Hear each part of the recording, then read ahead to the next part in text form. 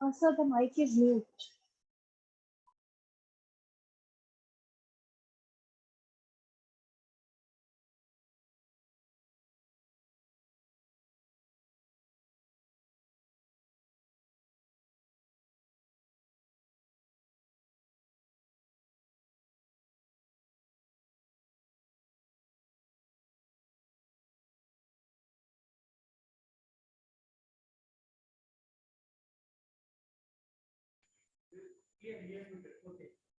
Now, okay.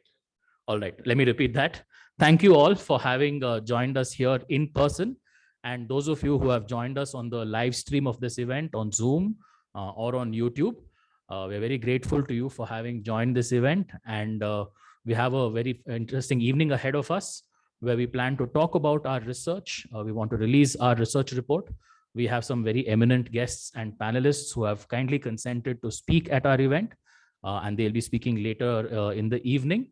So without any further ado, let me hand over the mic to my colleague Rahul Bajaj, who is a senior resident fellow at the Vidhi Center for Legal Policy, so that he can set the context for this evening as to why accessibility matters and why this approach is important. Rahul, over to you.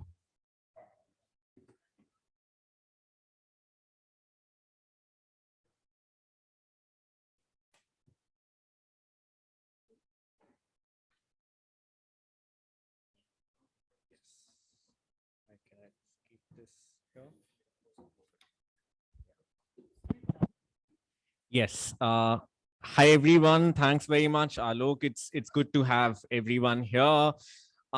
So what I really propose to speak about in the next few minutes is three things. One, as Alok said, sort of why accessibility matters and why this is something that we should care about, the findings that we will discuss later today. Two, how all of you in your everyday lives can foster greater accessibility by practicing inclusion towards persons with disabilities. And three, why accessibility benefits everyone, not just people with disabilities. So turning to the first issue then, as to why accessibility matters, there is massive inaccessibility of services and products and services for persons with disabilities in India in terms of physical access as well as digital access. So let me just give you a couple of concrete examples to be able to illustrate that point. And of course, you will hear more Damini talking more about this in the context of the report that Vidhi has done. But I will speak from my lived experience because that's what I am more well equipped to do. So one issue that I have really been passionate about and working on in the last few months has been the issue of digital accessibility, because while you can still understand in the context of physical inaccessibility that buildings were designed, many buildings were designed decades ago without access, without the needs of the disabled in mind, and therefore you can still understand why things are less accessible than you would like them to be.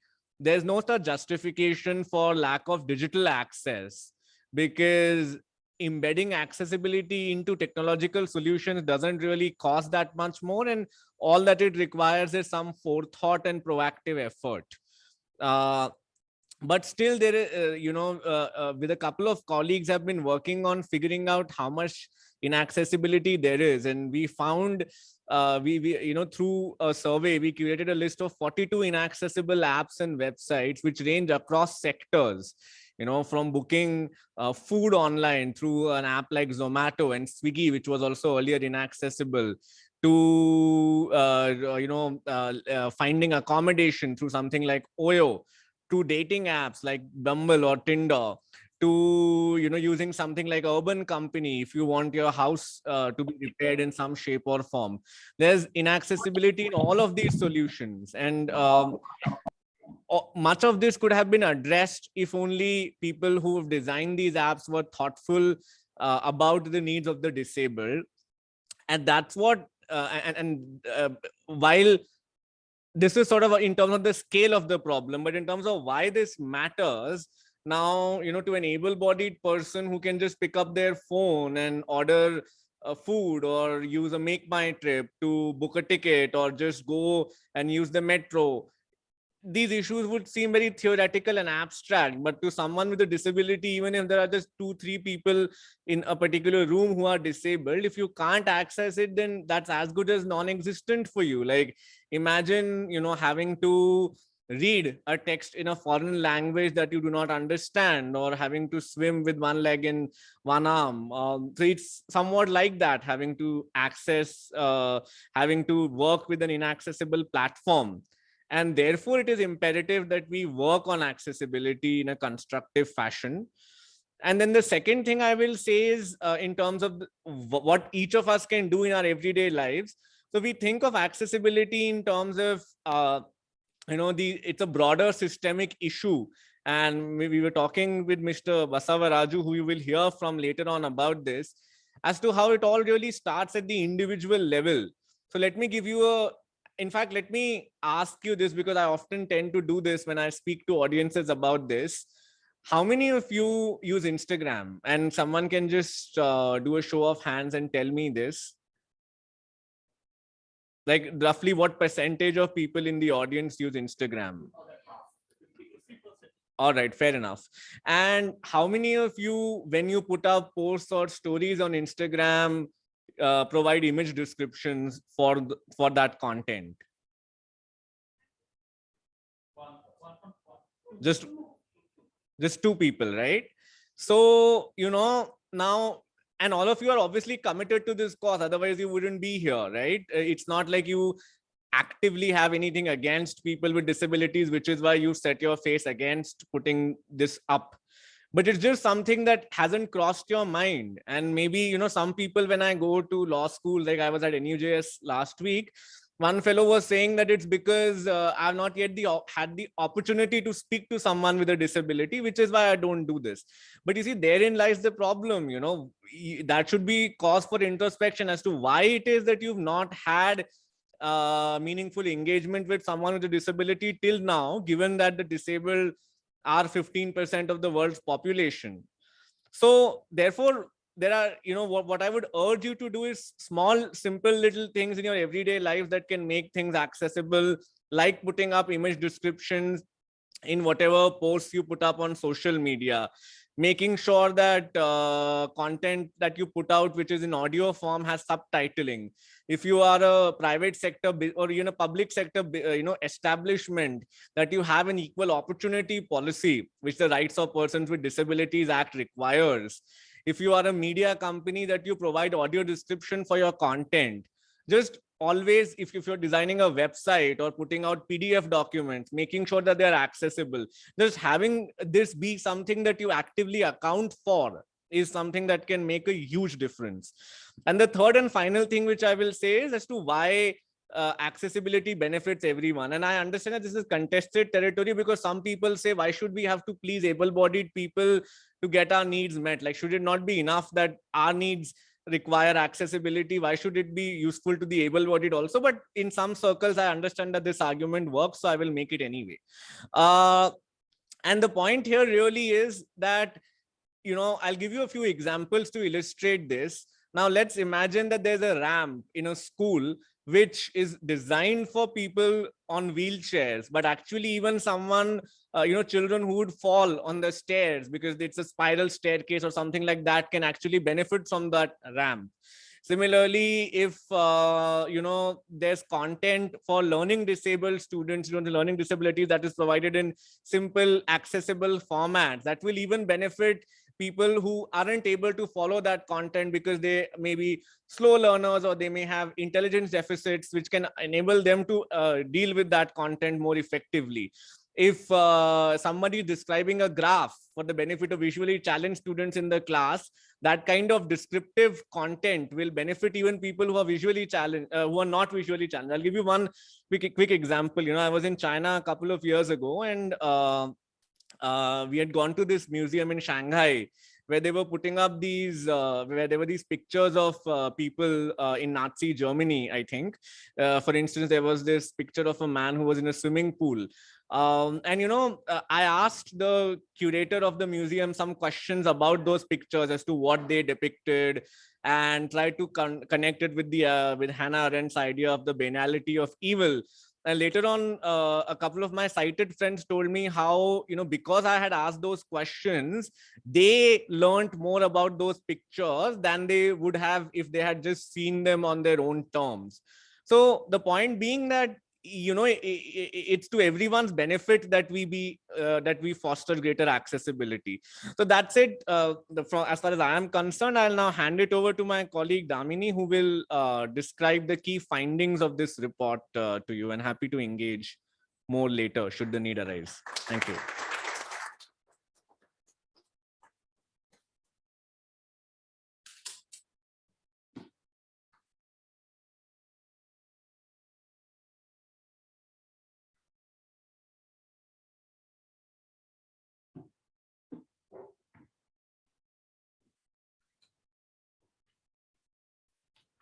Good evening, everyone.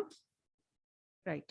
So cities are meant for all, yet cities in India are often planned and built considering the needs of only a fraction of their residents, resulting in the creation of urban spaces which are inaccessible, exclusionary, and hostile to women, children, persons with disabilities, elderly, the socially and economically marginalized. With rapid growth and urbanization, the percentage of persons with disabilities living in urban areas is predicted to only increase. Within this population, factors such as gender, age, class, and caste, among others, intersect with disability, further impacting the nature of exclusion faced by such persons. Disability is an evolving concept. It is no longer understood as purely a medical condition or impairment which requires prevention and rehabilitation, but that disability arises due to the interaction of this impairment with barriers which prevents the person from fully and effectively enjoying and participating in society at par and equally with others. Even in the context of access to cities, a person is rendered disabled not just due to her impairment per se, but due to the interaction of this impairment with the barriers in the built environment, which prevent her from availing all opportunities which a city has to offer.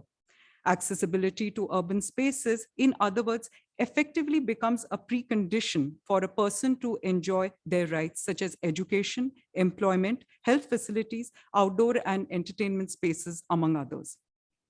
It therefore becomes absolutely essential to turn a critical lens at the way society itself is organized and adopt a disability perspective in every dimension of urban planning. Beyond Reasonable Accommodation is a white paper that questions the way Indian cities are currently designed, planned, and built. It critically analyzes the applicable legislative framework that govern urban spaces and highlights the ways in which they remain inaccessible to persons with disabilities. The white paper classifies urban spaces into three components, which is built and physical environment, mobility and transportation, and information and communication technology. The white paper focuses on the state of Karnataka with specific reference to Bengaluru, making a series of recommendations for policy and legal reform to secure accessibility. It goes beyond the idea of reasonable accommodation by making a case for adopting universal design as an approach to urban planning towards creating truly inclusive cities. The key findings of this white paper are translatable and relevant to all states and municipalities across India. It outlines best practices based on a discussion of existing models, such as inclusive play spaces set up in Bengaluru by Kilikili and accessible urban transportation systems such as the Delhi Metro. The white paper is also aimed at filling a critical gap in the literature on accessibility to urban spaces by persons with disability from a legal perspective and is relevant to anyone invested in the project of building cities for all. Next slide, please.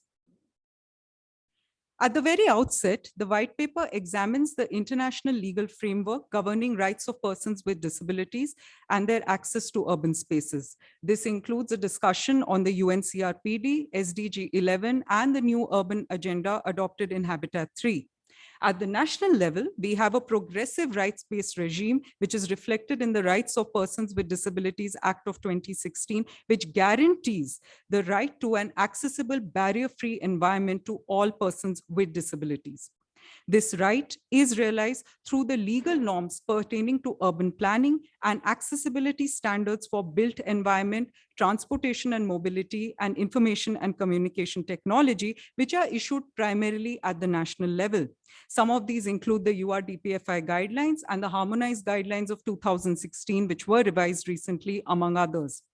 However, the adoption, application, the ground level implementation and monitoring of these norms come within the purview of state agencies, development authorities, urban local bodies, and municipalities on account of their areas of operations and the function and mandate entrusted to them. For instance, the Karnataka Town and Country Planning Act lays down the manner in which master planning may be undertaken for all planning areas within the state of Karnataka.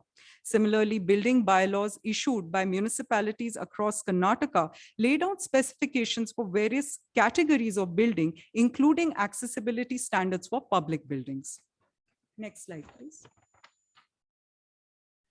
Upon review of the applicable legal framework, literature, and consultations with a wide range of stakeholders over the course of last year, some of our important findings were as follows.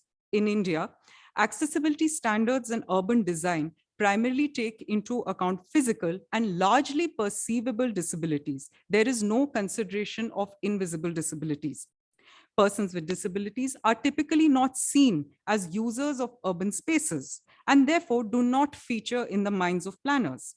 Cities are designed without taking them into account, and eventually this continues to keep persons with disabilities outside the scope of urban space users. Urban planning and accessibility standards often lack a cross-disability perspective. Accessibility standards, which are meant for a particular type of disability, has the potential for becoming a barrier for someone else, thereby highlighting the need for a universal design approach. Further, the existing urban planning paradigm does not enable participatory planning or facilitate representation of persons with disabilities, especially women. There are also serious implementation gaps within the legal framework. For instance, while there are accessibility standards for public buildings, these buildings continue to remain inaccessible. Similarly, even in the context of procurement, which forms a very integral part of implementation, there is a clear absence of any sort of disability perspective. In other words, accessibility initiatives remain sporadic with no last mile connectivity. Another key challenge is the lack of coordination between different government departments, which continue to operate in silos. There is also lack of sensitization, awareness, and technical capacity, both within the government as well as the private sector, particularly at the local level of implementation. Next slide, please. Some of our key recommendations are as follows. Systemic legal reforms towards encouraging inclusive and participatory planning and representation of persons with disabilities. To that end, the white paper suggests revisions to the legal framework at the Karnataka state level as well as municipal level for planning authorities across states to have representations from communities of persons with disabilities, especially women, incorporating participatory and inclusive planning processes and greater decentralization of the planning function itself by bringing it within the purview of municipalities with greater empowerment of ward committees. The white paper recommends periodic review of existing accessibility standards after consulting all relevant stakeholders to include accessibility standards for invisible and psychosocial disabilities, as well as integrate any new research on accessible urban spaces and technological innovations.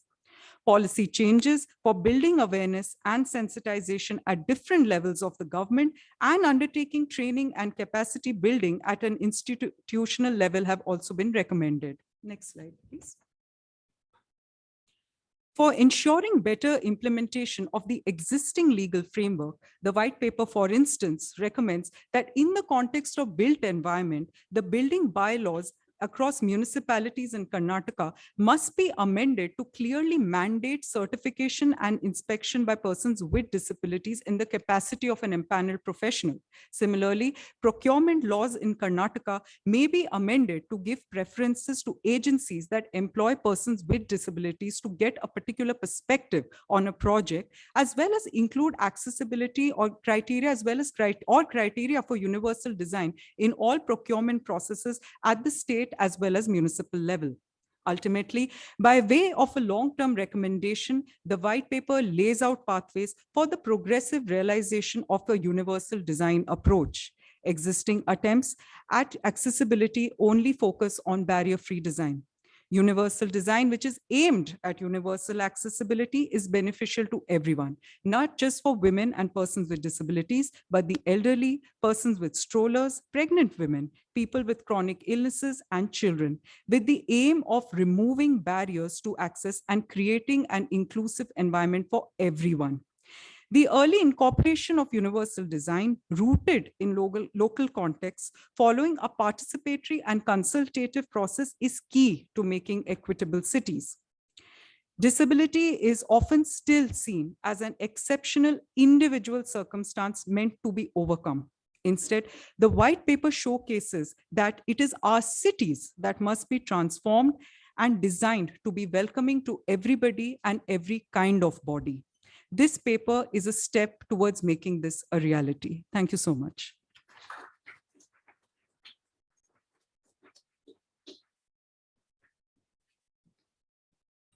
Thank you. Thank you so much, Damini. As I had mentioned, this research would not have been possible without the support of the H.D. Parekh Foundation, which who have helped a lot of disability organizations and have funded a lot of research in this area. So I'd now like to invite Ms. Sweetie Thomas to kindly make her presentation about the work of the foundation. I think that we're just getting the PPT uploaded, so it'll just take a half a minute.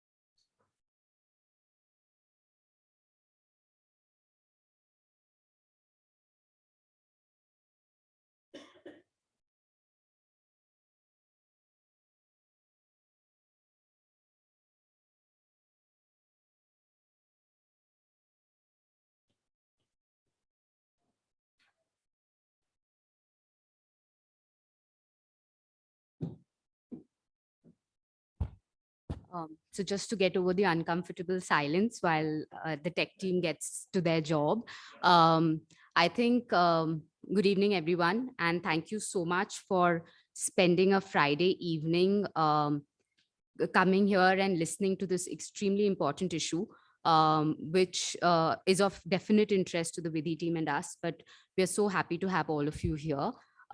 Before we go into the PPT, I'll just say that the only thing the PPT covers is who we are, assuming that a lot of people may not know us, and why we are here. Those are the two questions I just want to answer through the presentation that we have today. And it's hard to follow up a lawyer in terms of presenting something. So Damini, I'm going to try and match your articulation. So there we are, the presentation. Yeah, so as usual, the text is looking weird now, but H.D. Parekh Foundation, Ziaa and I are here. We represent the foundation. If we can go to the next slide, please. I want to start with giving you a background of not the foundation, but the sponsoring body of the foundation, HDFC Limited. So this organization, you may have encountered the logo of HDFC in your daily life, but what I really wanted to talk about is how HDFC started. HDFC was started by Mr. H.T. Parekh at an age when people think of retirement. He had a really audacious dream, a dream that everyone should have a home of their own. And that's why HDFC was set up as the first private mortgage finance company. So essentially, the organization itself was set up to answer a key social need. And that's why it's no surprise that by the 10th year of the organization in 1987, the organization started setting aside a part of its profits every year in something called SAF, the Shelter Assistance Fund, through which there was a conscious effort to be able to reach out and work with communities and people who the business otherwise would not serve. So that was happening right from 1987. And to commemorate and to really celebrate the life of Mr. H.T. Parekh in the 100th birth centenary year of Mr. H.T. Parekh, the foundation was set up. And that's why it's not called the HDFC Foundation. We are really celebrating the legacy of a man who believed that every person needs to have a certain quality of life. And it was just coincidence that by 2014-15, the CSR law came into effect. And by that law, the H.T. Parekh Foundation became the key implementing agency for HDFC CSR. So we at the foundation are responsible for identifying key areas of need, key problem statements within the sectors that we support, and work with organizations and implementing agencies to get projects on ground.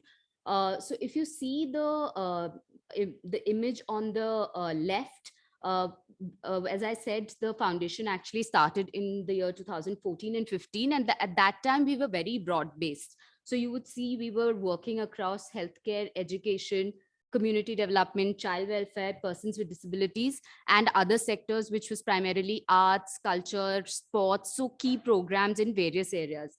But over the years, it's been a conscious effort to really narrow down our focus and make our projects very pointed in the way that they are setting out to achieve certain goals. So by the time we are now here in 2019 and 20, we are right now in 22, but 2019 onwards, when we undertook a strategy exercise, we said that healthcare and education would be the mainstays of the foundation, with livelihoods only looking at two target groups, that is construction workers and women. And what you will see is one common theme was persons with disability, and we'll go into that a little more in detail. And the environment. So environment is our youngest vertical essentially. However, there is, and since there's so much talk about climate change, sustainability, and the organization really believes that we being in urban spaces need to work on urban sustainability. So that's a vertical that we are working in within the environment phase. If we go to the next slide, please. So persons with disability, as I said, this is a portfolio that we've had, I think, from day one. In fact, when I was doing this presentation, I went back into our records from the time that we were working through SAF. And I think even from the year one, we were supporting organizations that were working with people with disabilities. But I think in the way we approach this sector, there has been a significant evolution, as you see. And I think it's also coincided with the way the RPWD Act also looks at this. It may be coincidental, but it's also maybe a mental shift that we've made, where we've started from an initial approach of looking at welfare. So programs that were focused on taking care of, and protecting, to more enabling solutions, which could be focused on either health, education, or livelihoods. And now really transitioning to empowering to make informed choices. We can go, and as I said, we are a grant making foundation. So all of our work is done through some amazing implementing partners, and we work pan India. So, and these partners essentially are working across multiple domains and multiple disabilities. So we've looked at projects right from certain very niche areas such as deaf blindness to motor disabilities or locomotor disabilities, which is accepted and really provided for really well. If we go to the next slide, please. So this, I think there was a bit of, I wanted to take you through a process. There was animation, but I'll just explain this graph to you. When we look at our PWD portfolio, we realized that there was a need to work through the entire life cycle of a person with disability. So we start at the years 0 to 6, at which point things like early intervention and early identification become key, because there are certain there are certain conditions that with the right intervention can help the person lead a near normal life. We have like programs where we've supported cochlear implants for kids, where really that one surgery can be life transforming for the child, through being able to go back to a school, to going back to a workplace. The next phase is the 6 to 8 age group, where we worked on education. And we partner with organizations that initially, I think it was more partnerships where we were working with special schools, because there is still a long way off to ensuring that children are able to integrate into mainstream schools. So there is definitely a need for these fabulous institutions who understand the unique needs of a child with disability and ensure that the child is able to reach its potential. And then skilling and livelihoods. Again, here the transition for us has been working with organizations, more inward looking sheltered workshops, to working with organizations that are making not only training people with disability, but they're also ensuring that they're working with employers to make a business case for hiring people in their workforce. They're training the employers, managers, peer groups to ensure that workplaces are more inclusive. And I think this is in the last bit, which is, I think, the most underserved, is lifelong care. Something that we struggle with. I think parents also find it very difficult to find the right institutions to really answer the question of what happens after us. Uh, so I think in these three buckets that I talked about, each of our programs have gone through a transition, where you would see that in healthcare, from direct healthcare programs, we've also moved to ensuring that there is a pool of trained healthcare resources, pediatricians, community workers, special educators, therapists who understand nuances of what a child requires, to education, where we are working with partners now who are training mainstream teachers to understand what to do with a child who has certain needs, and if the child is in your classroom and the child can learn better, to in the livelihood space, to work with employers to ensure that workplaces are more inclusive. We've done all this, I think, but maybe in the last year, when we were articulating the theory of change for our PWD portfolio, we said that this is not enough. We need to work on certain enabling programs that work at the ecosystem, because we were still working on this person and what is immediately around him, but we need to work at the people around him and the community around him as well. And that's when I think our work with Vidhi came up, and a couple of other programs that we've done. We'll talk about that in the next slide. So I said, so we do a lot of work, and I know we were talking about this. Typically, we end up working with 10 to 15 different partners every year in the, even though it's a portfolio which is not really large in terms of our outlay. However, we do support a lot of partners across the geography. Here, I wanted to just deep dive into the ecosystem level interventions, which we have done in the past couple of years, starting with Bangalore. It's a Bangalore based organization called Mitti.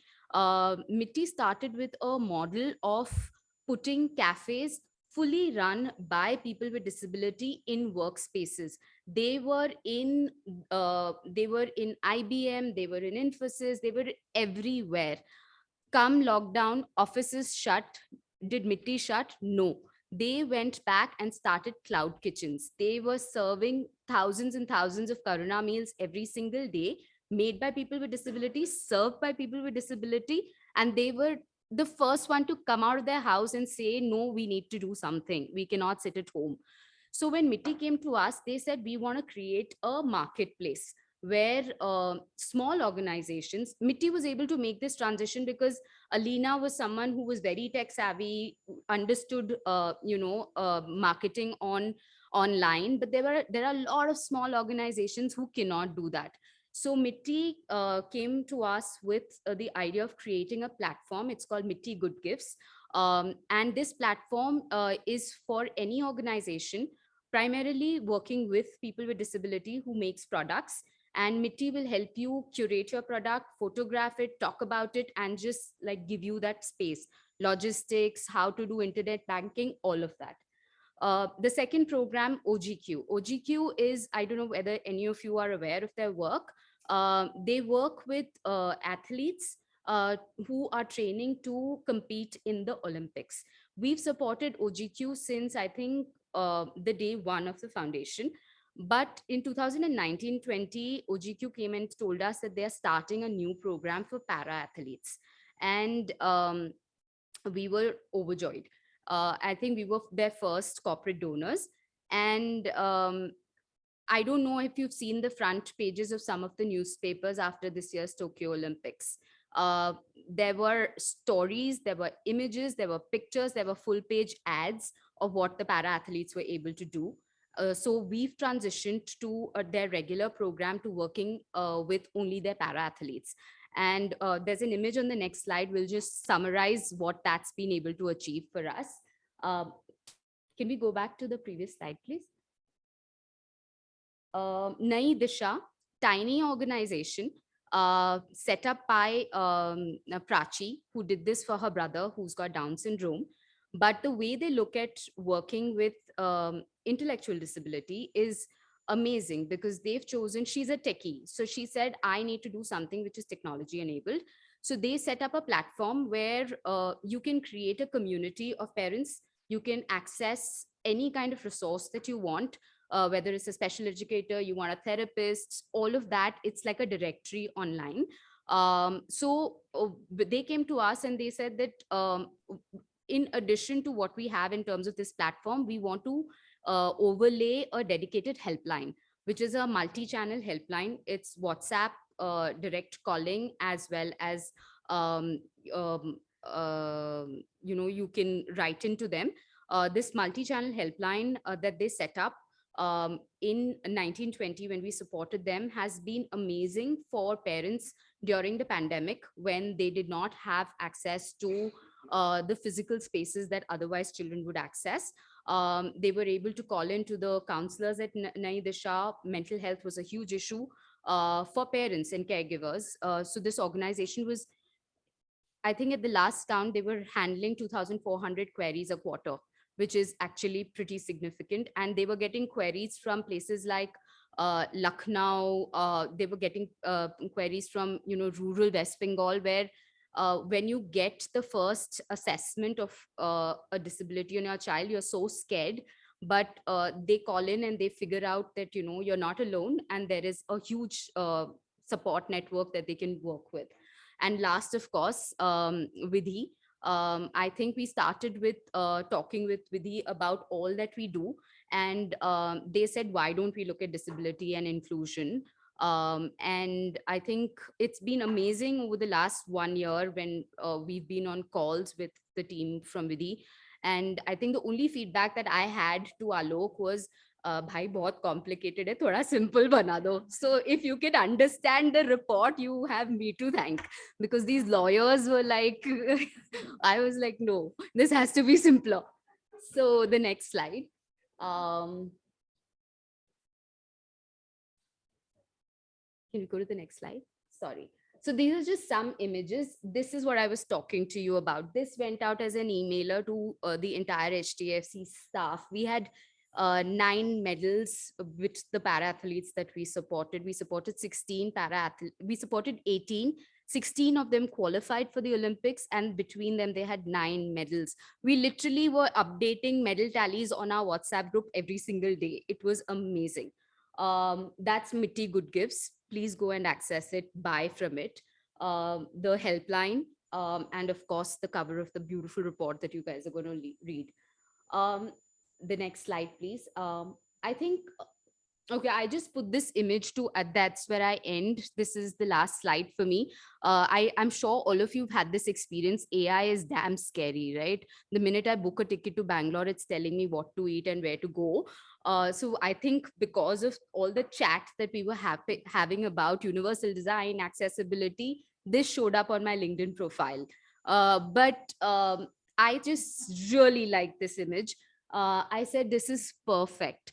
But this just had the curb cut effect. And when I was reading the report, and I hope that you guys go and do that, engage with the report, you're going to want to know what closed captioning is, what auditory signals at red lights mean, what universal design in principles is, what is screen readers, what is switch access, why is Swiggy doing it, engraved zebra crossing, restorative urbanism. Like, these are all things that this wonderful, wonderful team has brought out, and you're going to want to read it. You're going to want to find out more about it. And you're going to realize that it's not that hard. They're really simple things, but they're really amazing innovations.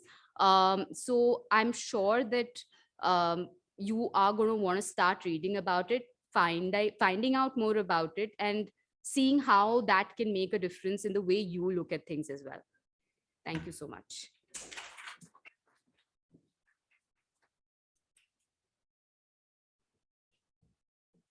Thank you so much, Sweetie, for that talk about H.T. Parekh and the work that has been done and how you've supported our work, and also for the encouraging words. But yes, we will of course keep it more simple, and we will of course try our best to make it our future iteration simpler if possible. So now we would like to launch our report formally. May I request our guests for the evening, Ms. Sowmya Reddy, Ms. Ziaa Lalkaka, Mr. Basavaraju, along with our research team at Vidhi, who have been the driving force behind all of this, to please come up on stage. Because this evening would not have been possible without their work. And I would like to sort of acknowledge all of them here. So may I request our chief guest, Ms. Sowmya Reddy, to formally launch the report. And yeah, just...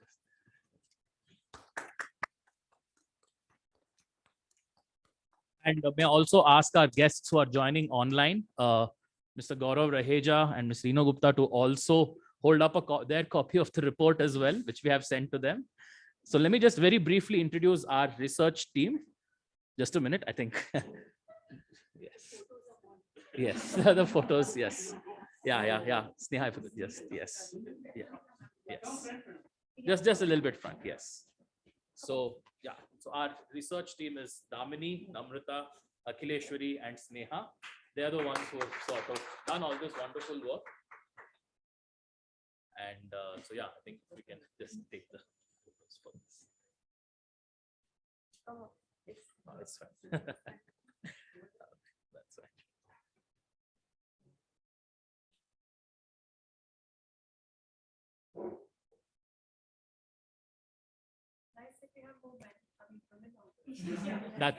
That's yes, it is an all-women team. And for those of you who don't know, yes, and for those of you who don't know, I think at Vidhi we are about 70% of our fellows are women.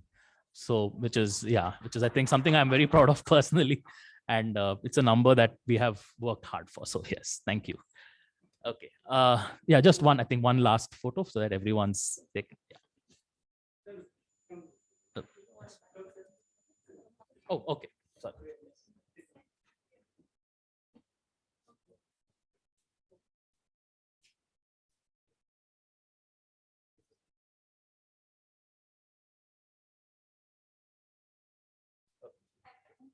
Thank you, everyone. And while the setup goes on for a panel discussion, may I now invite our chief guest, Ms. Sowmya Reddy, to deliver her opening remarks as the chief guest.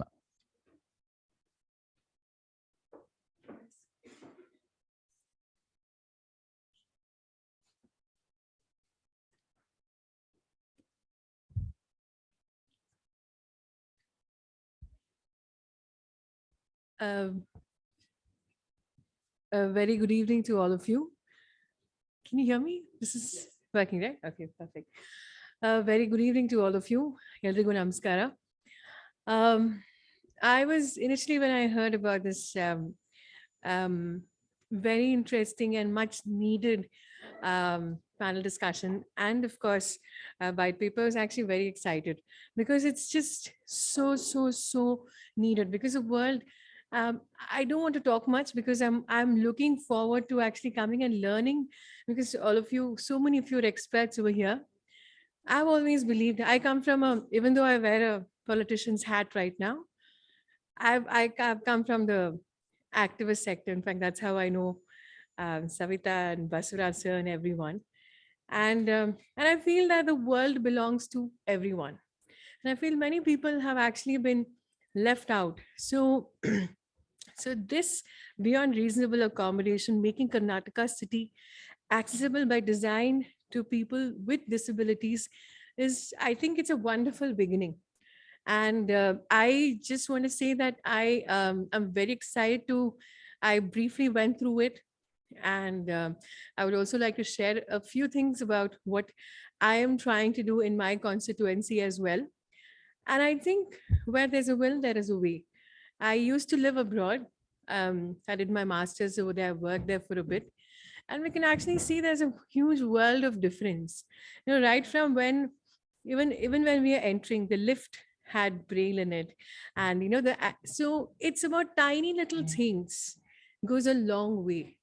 And I think all of us really need to, um, you know, make that tiny little paradigm shift in making this world a better, beautiful, and more inclusive space for everyone. So I'm really looking forward to this much needed discussion. And of course, thanks to um, HD Parekh Foundation as well. Thanks for supporting this much needed, report.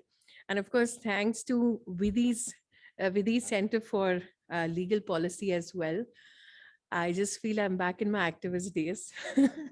I'm always looking forward to coming to events like these where I don't have to be a politician. Yeah, that's it.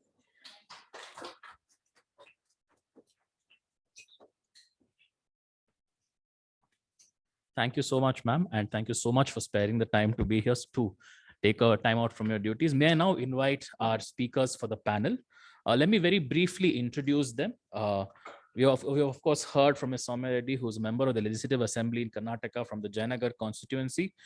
She was elected in 2018, and she's also a social worker with over 15 years of experience in grassroots activism, research, training, community mobilization, women's rights, and human rights.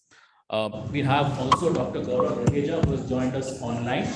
He's a professor in charge of inclusion and accessibility services at IIT Roorkee. He has created an initiative called Team Inclusion at IIT Roorkee to further the research and expansion of inclusion amidst all stakeholders on campus. He's also someone who helped us a lot during the course of this research.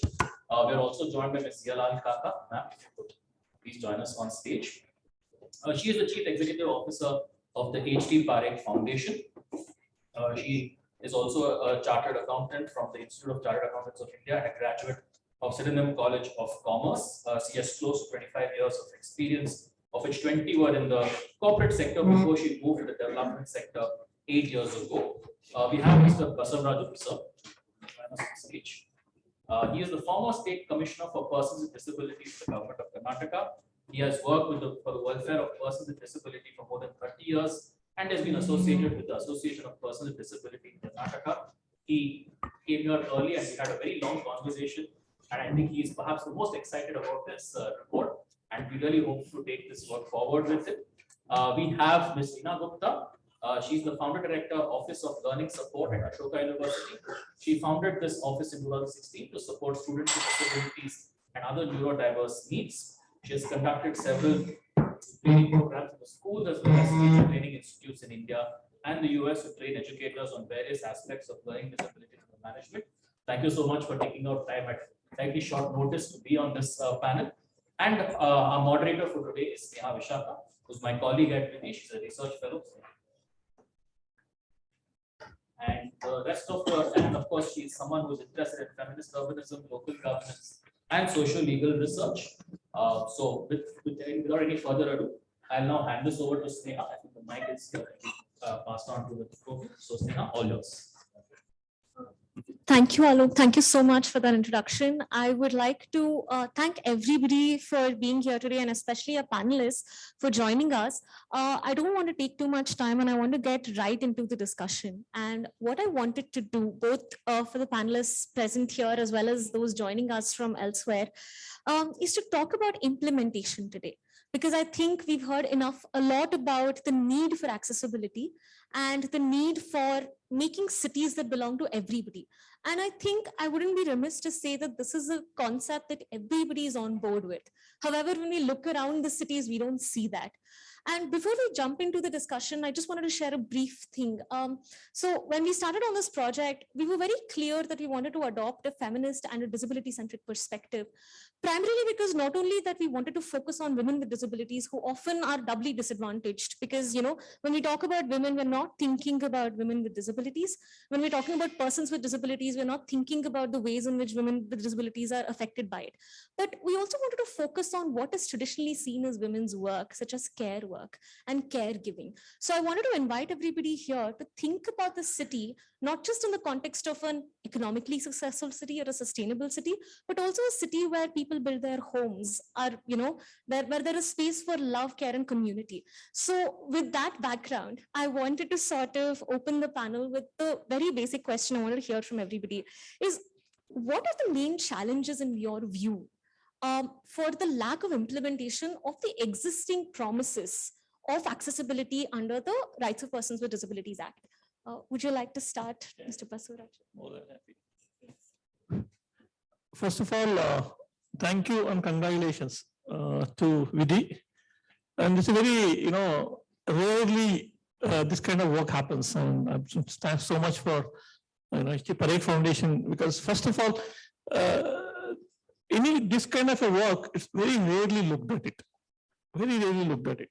I think you as a young team, so congratulations to all of you for joining this, and always youngsters have a different view. And I think something like this is certainly very little work that has happened. And if you look around, see, because voluntary organizations have their own set of challenges. So they have a project, they have a program, they have to implement, they have to give a report. They have very little time to invest on the larger issues like this. And then even if they're interested, even if they want to do something, so there are so many barriers, they're not getting access to, you know, the key people who make decisions. So they have to work at the very bottom level and write loads and loads of letters. We don't know where the letter goes and, you know, stands. I'm sure Sowmya Reddy herself will tell me, you know, how challenge, you know, being also in a position, how to make things happen. So having said that, the fact that things are, it's not that it's not at all moving, it's moving. At moving, the face is so challenging. It's so disgusting. And if she has money, if she has even pushing, the knowledge and the skill and the competency is so poor. If you go and talk to architects today, and I know everything, I will do it. But when it comes to, you know, real execution, real work, you would have said some young, you know, person, and whatever with little experience you would put down, that becomes implementation. Ultimately, your job is not done. So budgets have not been put in a line item, so that the end of the guy who is going to build this, you will look at, do I have a budget? So do I able to make some money? When that is not being created, these things will happen. It will happen both with the private bodies, it will happen with the corporates, it will happen with the government also. I think there is a conscious effort that we all need to make as part of our work. When we are doing it, any disability work, can it becomes part of our work also to look at accessibility as a whole? And I think the vision for all of us should be, if I want people with disability part of the mainstream and sustainable, then I need to put at least 25-30% of work on the larger system change. Instead of implementation, I need to spend more time and energy on bringing systemic change. I think that is a shift that we need to bring. I think we need to also look at it. The biggest challenge I find is whenever we invest time or energy, we don't give hope and future for the parents. Because ultimately they are the one who most connected to this work. And as a therapist, I'll only talk about therapy. As an educationist, I only talk about therapy. I don't look at this, now what is his future 20 years down the line? What is kind of a life he is going to have? I don't even give that kind of bigger picture. I think that shift has to come. Then my whole attitude when I'm talking to policymakers, when I'm talking to the public and media, I will speak completely differently. I think we as a country, as a society, have to bring that shift. I think those are the challenges. It's not that everybody wants to do it. Everybody is well-meaning. But when it comes, I will do a baby step. I think that baby step too, how do I take long-term view, how do I change the perspective? And I think we need to engage more and more. I think, having worked with the government, I'm sure it's not going to change, however we talk, we have to engage, we have to, put some energy and time. And most importantly, bring parent groups more actively. I think then only things can change. Thank you. Thank you so much, Mr. Basavaraju, for that. I would like to ask the next question to Dr. Raheja. Dr. Raheja, you have, for instance, worked with the government in the context of securing accessibility in India, and most recently you worked on the harmonized guidelines that were released in 2021. So, as Mr. Basavaraju has pointed out, could you talk to us a little bit about your experiences working on universal accessibility and talk a little bit about what universal accessibility means? And why do you think that a shift to universal accessibility would and could operationalize accessibility in Indian cities, not just with respect to specific buildings, but entire neighborhoods and including last mile connectivity, for instance? So if you could just comment, Dr. Raheja. Sure. Thanks, Sneha. Good evening. Am I audible? Yes, yes. So good evening to all members on the dais, Madam Sowmya Basavaraju, sir, and the HT Parekh Foundation. So I think before I set out to say anything, I'm actually delighted to receive this report. And as I think already mentioned in my email, the title really touches me. I'm extremely, I would say, intrigued, as well as compliment this word, because we use this very often, and you've taken it as a title itself, reasonable accommodation. And I think, this title itself says a lot, because I'll share with you another book, which of course we have authored recently, which is part of the national mandate. This is the Universal Design Guidelines, and they will soon be available to all of you online in a very short span of time as a PDF. We are still on the final tweaks of this editing, right? Now, the question that you've raised, Sneha, I know within this brief time, I can just touch upon a few pointers. And I always tried, as a designer here with my team, the first shift is in the language itself. When you say universal accessibility, the question is, guidelines have been there earlier also in 2016, right? You can take and have a look at it. So because I say that the book must speak through the cover as well. They sometimes say don't judge the people by the cover itself, but I would say no matter what, the cover is still a decisive force. So I think the entire story is communicated about India, accessibility and inclusion even on this cover. And let me explain this in a minute, because that explains the entire story of universal design even without reading this book. This book gives you an impression of a colorful image, which on one side represents pluralism of India, the cultural diversity of India, and also has colors which are staggered, which means they are not perfect. So, but imperfection is part of the perfection that you look at in, and you don't judge a colored line through a certain discrimination, right? And also on the other side, you see is the 9 dots, which represent 9 different forms of diversity. We are very conscious of the terminology that we are using, that these are diverse forms of human existence, which include disability as one of those challenges, right? In which you also have an expecting mother, in which you also have a transgender, and in which you also have elderly as part of the whole thing. And that sums it up in one small way, that this is what the idea of universal design is. So universal design is a shift from a barrier-free approach, which was very stigmatizing, despite good intentions, was focusing disability as a charitable approach, disability as a retrofitting based approach. Whereas forgetting, and why these whole challenges, which Mr. Basavaraju also mentioned, is because I have to remind myself when I speak this, is the same construct which happened in Mahabharata that we heard of Yudhishthir and the others. When the teacher asked, have you learned the lesson? There was only one child, Yudhishthir, who said, no, I did not learn that to speak truth, I have to practice truth. While 99% said, no, we have learned the lesson. And this is precisely why the implementation is a challenge. Because either we say, no, we are law-abiding citizens, we are following the compliance, we are following everything, but we are not. Even by the book that you have seen and so many audits that we have personally undertaken, I fail to understand why are we accepting this violation. So should we accept the common citizen's ignorance as a matter of tolerance? Or should we accept the non-waking up of the legal channels to penalize people as an approach, or are we failing somewhere else? So universal shift is only a realization is that I am affected, because we are, let's accept this fact that we are self-centric civilization in the 21st century, no matter how advanced we are.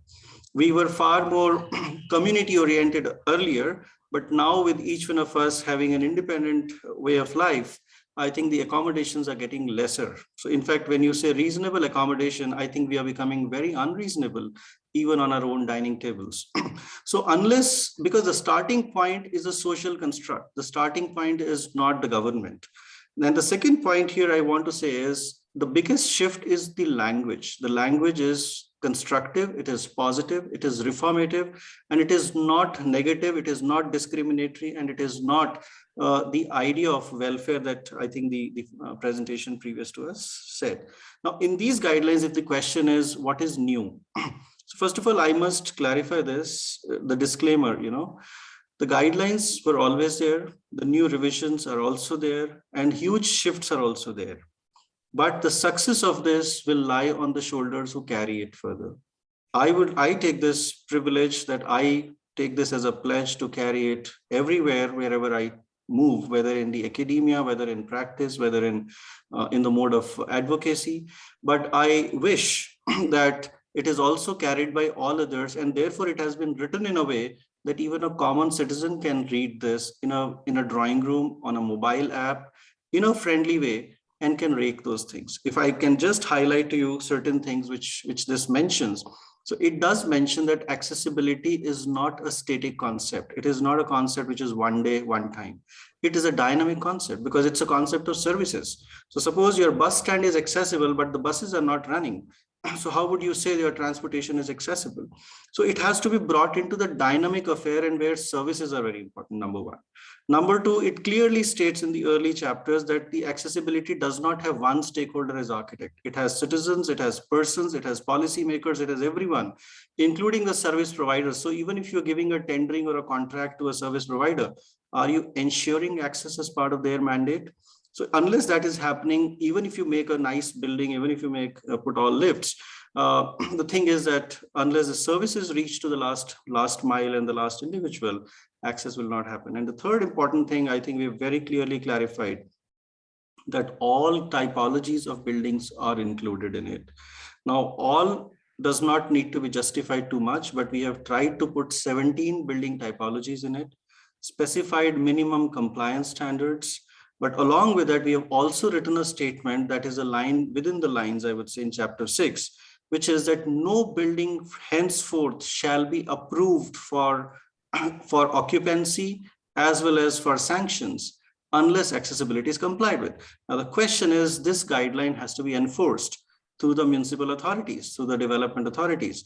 And this is where I think the response in continuation to the previous dialogue that you were having, I want to bring in two words, that unless we make this sector professional enough, we are still working in this sector in an NGO mode. We are still working that, oh, disability and accessibility, let's do a good service, lip service, and it's a very unprofessionally worked out sector still. And the second thing is there is no accountability for it. So I think these are few perspectives. We have tried through these guidelines to bring that structure to it. We have tried to make it more visual so that people who may not even want to read a government standard book, so that it changes the whole notion of government as without color or legal as black and white to a very colorful environment, I hope. And we hope it can also be read as a light reading book for awareness for a multi range of stakeholders in order to bring the whole discourse of accessibility to each one's table and chair rather than to one particular sector of decision making. Thank you, Dr. Raheja. As somebody who has read the guidelines, I can say it does make for a very interesting reading. So yeah, please take a look at it. And I actually have to compliment you for also the liberal use of images. So even if you're not somebody who necessarily needs to understand or read extremely technical standards, you can take a look at the drawings that they have included. Now, I'll move on to Reena Gupta to ask you a question about something that we try to highlight in the white paper itself. So one thing we try to make clear in the white paper is a notable absence of the thinking of persons with invisible disabilities, and by which I mean something that's not immediately perceptible when you look at somebody. Because at this stage, often when we think about accessibility, it becomes equivalent to wheelchair access as opposed to other forms of disability. And Reena, as somebody who has been working to create a support system for students with invisible disabilities in an Indian university, could you speak to us about your experience about working with students with invisible disabilities? How do their needs differ? Say, for instance, where something is easily perceptible. And if you could share from your experience, what are your approaches to creating and offering support, and what challenges you face in trying to accommodate or in this concept of reasonable accommodation and the limitations of that approach itself? Yeah. Okay, thank you, Sneha. Thank you for having me here. And I think you have created like 3 questions for me, if I'm not mistaken. Talking about the first part that you talked about, Sneha, that, invisible disabilities. Yes, this is what we had started at Ashoka University. Office of Learning Support was set up mainly to support students with invisible disabilities. And if I can just make it clear, what comes under invisible disabilities are conditions like dyslexia, dysgraphia, dyscalculia, autism, high functioning autism, attention deficits, mental health conditions. So all these come under invisible disabilities. And at the time when we started in 2016, there were hardly any university I could think of or I could see would have a specific support system for these students at higher education level. So that is where we started, and talking about how accessibility needs differ for these students as compared to the physical disabilities. I must say that for these students, for people with invisible disabilities, it's more about the social and conversational accessibility. And these 2 factors of accessibility, they stand on the 4 pillars of information dissemination, sensitization, self-awareness, and self-advocacy. And this is what we have really worked on in the university. And I must say that, I see this university, Ashoka University, with the kind of population we have at the campus, I see that place as a mini India. Because what we have been able to, I won't say that we have achieved to the fullest, but whatever we have been able to do in last 6 years is something which I feel is implementable at a larger scale at a national level also. Right? And today, of course, we are talking more about the cities in general, but what we have done for the physical infrastructure or for the social and conversational accessibility, it can very well be replicated into the cities also. So that is one part, Sneha, if the first answer to your question. The second part that you talked about, the approach that we have towards supporting and towards implementing any support system. I think our support system has been our approach has been very simple and straightforward. We were very clear that we have to put a dedicated team to it, which will coordinate the entire process. And I think this is, Gaurav also talked about the same thing, about bringing a professionalism into it and not work only in an NGO mode. That's exactly what I wanted to say here. Have a group of people who will coordinate this entire thing. Even the white paper, the beyond, reasonable accommodation, nothing will work if we just keep talking about it. Or, we expect different departments to do their bit. Yeah. There has to be a team that coordinates with every department. There has to be a thread that weaves into all these departments and make everyone accountable. Yeah. So, and that's exactly what we have done at the university also. No, that's amazing. Thank you so much, Reena, for sharing your experience. I think I would like to move to Ziaa. And Ziaa, I wanted to sort of talk to you about what I think came out in the presentation from HT Parekh as well, about making ecosystem interventions as opposed to a welfare model. So what are the challenges that do you face as a funding agency when you're attempting to make ecosystem interventions in the context of creating accessibility for persons with disabilities? And here we are talking about working with not just groups that are specifically dedicated to disability organizations, but as we saw in this white paper, we are talking about literally every stakeholder group that's out there. We're working with citizens, architects, and like a variety of disciplines that is not usually seen as specifically to do with accessibility. So I just wanted to hear from you about a little bit about your thinking on this topic and any challenges that you faced in attempting to bring about interventions at this level.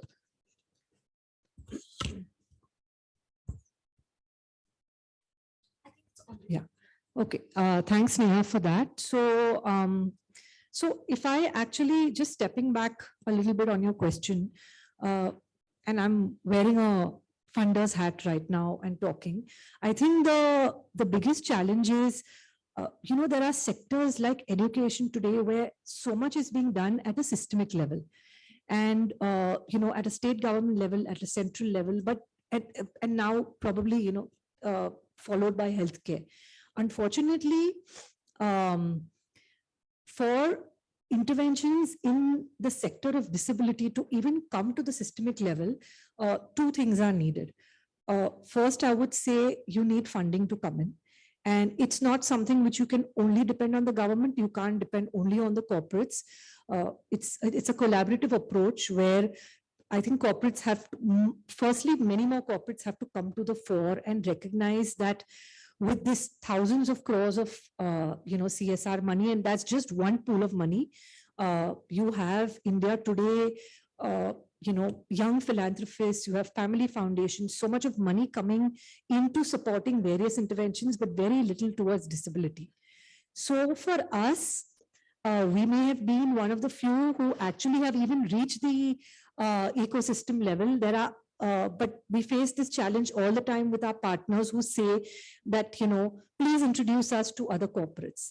Now, the problem is if funding doesn't come out and you don't do pilots like this Vidhi report, or what we've done, like we've done like all the 4 interventions that Sweetie spoke about. So I think corporates firstly need to come out in much larger numbers to support the sector. They have to showcase pilots. And when the pilot works, I think there's a lot more confidence both at the government level as well as other corporates who've seen that, something has worked. And then more people step forward. And we've seen it.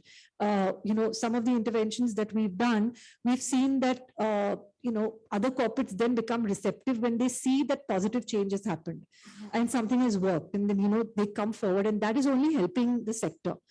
But I think this sector to even reach the level of systemic change and, bring about real ecosystem, I think we still have some way to go because, a lot of critical issues, like for example, let's just talk about life care. Right now, when a person with disability reaches, say, their 40s, and I'm talking of somebody either with physical or intellectual, when they're in their 40s, mid 40s, early 50s, their primary caregivers are already in their 60s and 70s. The siblings have moved on with their life.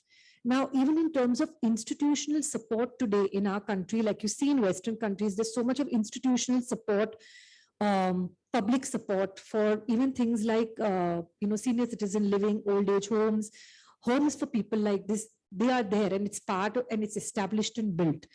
Those are the kind of ecosystem interventions we need. Where is this 2% population, and the number is of course much higher than the 2% that we talk about.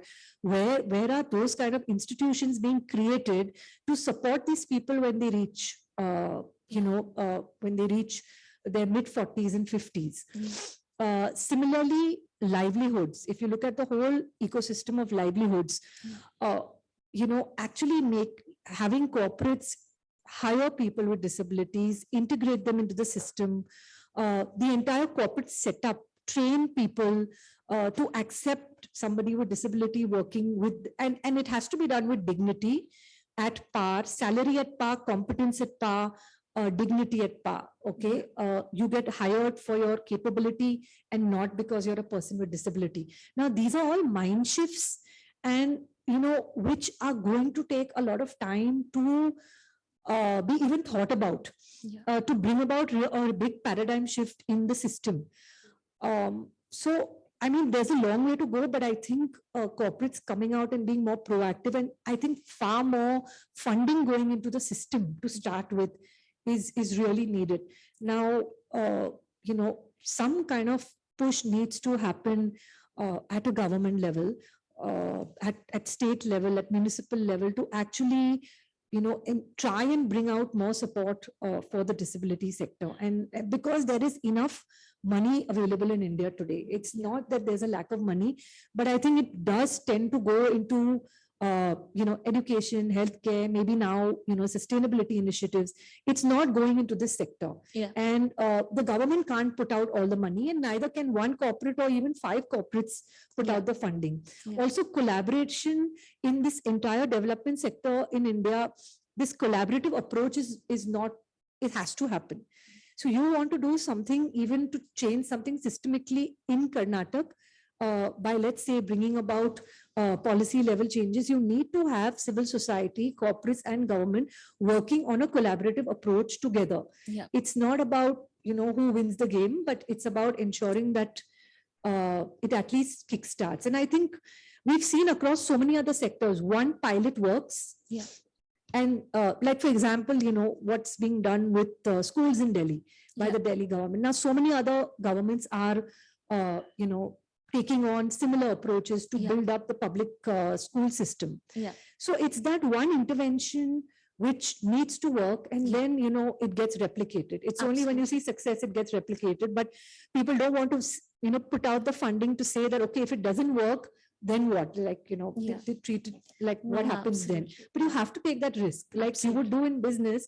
You have to take that risk, and you have to actually believe in the people who are behind that venture, or who want this to happen. And things may take time, but I think, if you have a good set of people, you work collaboratively, it will happen in time. Thank you so much for adding that, Ziaa. And I actually wanted to share something that you touched upon. Another thing that the Delhi government did was make public transport free for women with their pink transportation policy. And I think one of the things I realized working on cities from a feminist and a disability-centric perspective is also that making policies that work for persons with disabilities and women in the city is actually the more sustainable option. Because in our research, we found out that a lot of persons with disabilities prefer using buses over metros, primarily because at bus stands, there are people to assist them if they need it. So, and bus routes are also more easily changeable. So if you want to take into account trip chaining, as caregivers and women with children have to do multiple trips.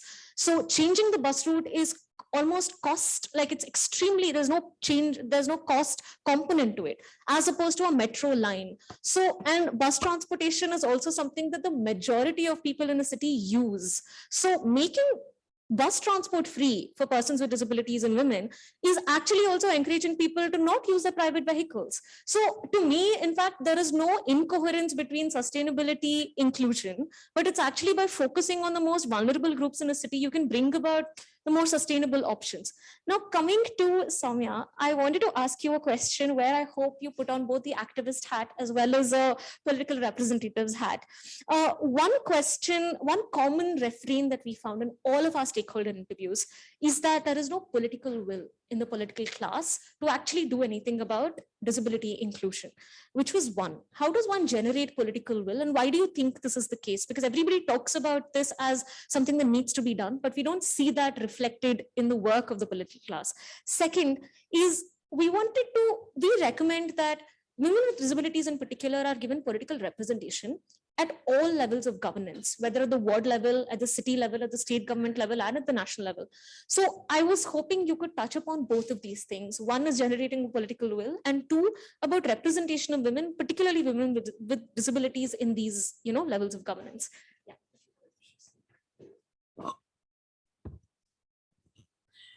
Thanks so much, Sneha. It was really very enlightening listening to all the other speakers today. Yes, I mean, you asked me how do you generate political will? Well, I don't know where there's a will, there is a way. You have to make it happen. I think at the end of the day, I was just, I think it's about keeping that mind open and having to see at the end of the day, people's representative needs to realize that they represent everyone, right?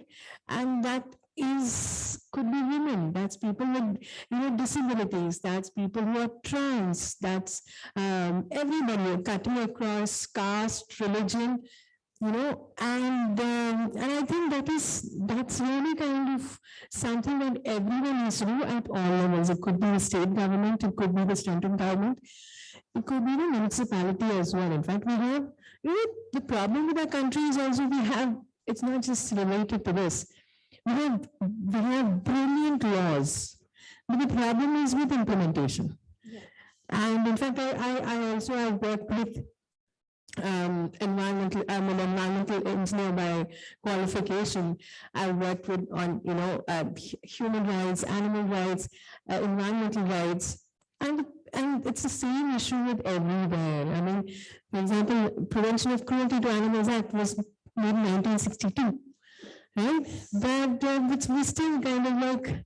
And I can just go on and on and on. We also spoke about the different laws. In fact, I think Dr. Raheja also said that. I mean, it's about implementation. I think it trickles down to that, last mile, right? Yeah. It's the people, it could be, at the ward committee meeting. What is really being, people sitting in those chairs? Are they really kind of having that, mindset to, have an inclusive, city, have an inclusive street, a locality, a park, a metro station. So I was just sharing with you and Sneha earlier. So this, I'm sure all of you have heard of DULT, Directorate of Urban Land Transport. So I work with a lot of, sure, yeah.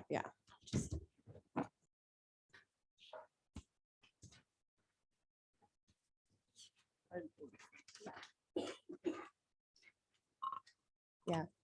So yeah, this is something that we're actually working on, and coincidentally, you guys also, spoke about. I mean, you guys got in touch with me about, this white paper and this panel discussion as well.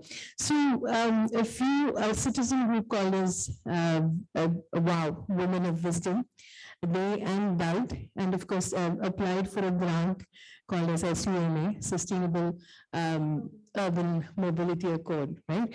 So just picking one small space. So this is a place in JP Nagar, and I'm sure you've heard of Mobility India. It's a non-profit organization that works with people who are differently able, and also Samarthanam is also the organization. So this is there's street, and this is the metro station. And all we're trying to do is just pick this one tiny place and take this on as a pilot and make sure that this is inclusive. Could be the tiniest things, could be walking, having a ramp, staircase. So it's so we've had multiple meetings with various different stakeholders, including, of course, people who are differently able, who actually walked and surveyed the entire area and what needs to be done as well, including the upcoming metro station that's going to come over here in JP Nagar.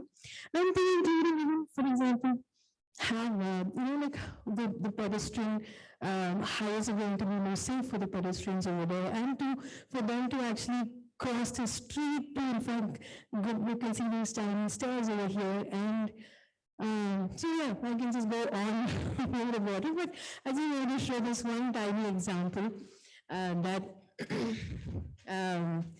we're actually doing in my constituency. And similar to this, we've also taken on all the playgrounds as well. I'm working with a few non-profit organizations called as who specifically work on sports, the Young Maitri Sports Academy, and a few other organizations who have. Oh, there's a blurred. Yeah. Is this better? Can you hear me? No? Yeah, no, I think. Yes, yeah. Okay, great. So I was just sharing earlier that we've also taken on the parks and also the playgrounds as well. As most of you know, a place like Bangalore is extremely landlocked. In fact, my constituency, Janagar, is in the center of the city. So having a space like a ground, have that be accessible to everyone. So we worked with a couple of organizations. So they worked with, they've also had wheelchair cricket, basketball, and they also helped us, they gave us suggestions to how we could actually retrofit and transform the entire ground that could be accessible for people who are differently abled as well. So we're doing this one after another. And of course, one thing that I've also taken on is I'm extremely passionate about education. In fact, you were speaking about the schools as well. So in fact, adopted all those schools, especially since 2 years. Since COVID, education has actually been massively affected, not just schools, but also colleges. The number of people who are coming to my office asking for fees reduction and everything is massively increased because a lot of people the parents have either lost jobs or have massive pay cuts or loss in business, whatever. So she adopted all the schools as well, and trying to kind of see how we could completely transform each and every government school in my constituency. We have about 13 of them. And so make that more inclusive. And of course, a few schools and colleges, we have students who are differently abled as well. And of course, also working with a lot of organizations who also work with intellectual disability and stuff for that.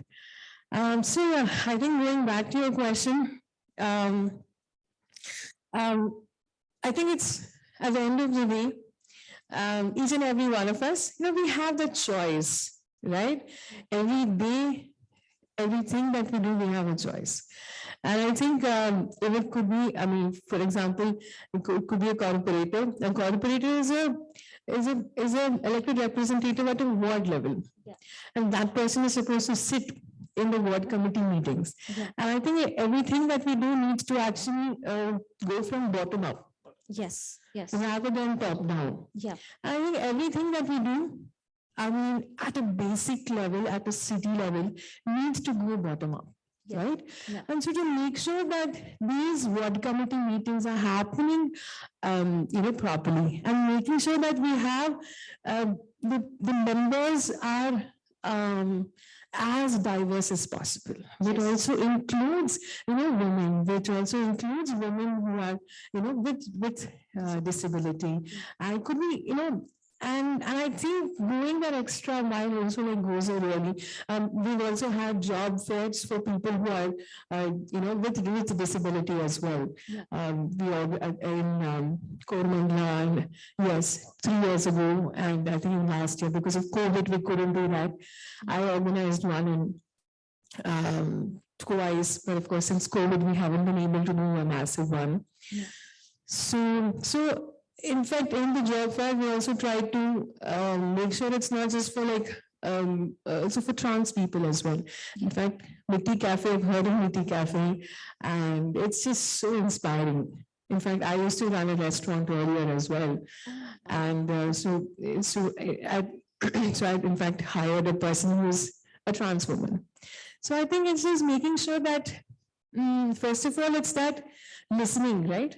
And what are the lacunas that are out there, and making sure that, like everybody said, including it's about collaboration, and it's about making sure it's about, and it's very, I know I'm wearing the politician, the government hat right now, but it's terrible to work in the government.